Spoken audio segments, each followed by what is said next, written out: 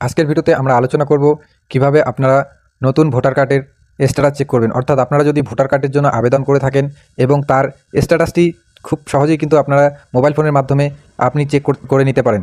অর্থাৎ আপনার ভোটার কার্ডটি কত দিনের মধ্যে অ্যাপ্রুভ হতে পারে, অর্থাৎ কত দিনের মধ্যে আপনি আপনার ভোটার কার্ডটি পেতে পারেন, তারই কিন্তু স্ট্যাটাসটি এই ভিডিওর মধ্যে আমরা আলোচনা করব।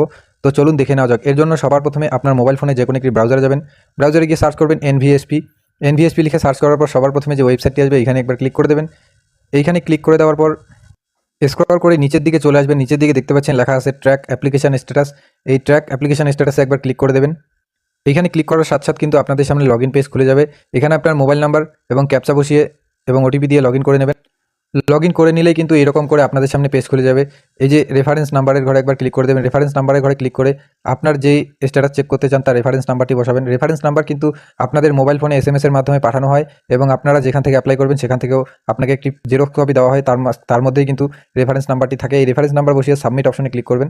সাবমিট অপশনে ক্লিক করলে কিন্তু আপনাদেরকে আপনার স্ট্যাটাসটি শো করাবে। দেখুন, সাবমিট করার সাথে সাথে কিন্তু আমাদের সামনে অ্যাপ্লিক্যান্ট ডিটেলস এবং তার স্ট্যাটাসটি চলে আসছে। অর্থাৎ এই অ্যাপ্লিক্যান্টের কিন্তু ফিল্ড ভেরিফিকেশন সাবমিট করা হয়েছে। অর্থাৎ এরপরে স্টেপেই কিন্তু এর ভোটার কার্ডটি অ্যাপ্রুভ হয়ে যাবে। এই ভোটার কার্ড কিন্তু অনলাইনে ডাউনলোড করতে পারবে এবং ডাউনলোড করার পরে কিন্তু তার ভোটার কার্ডটি পোস্ট অফিসের মাধ্যমে তার বাড়িতে চলে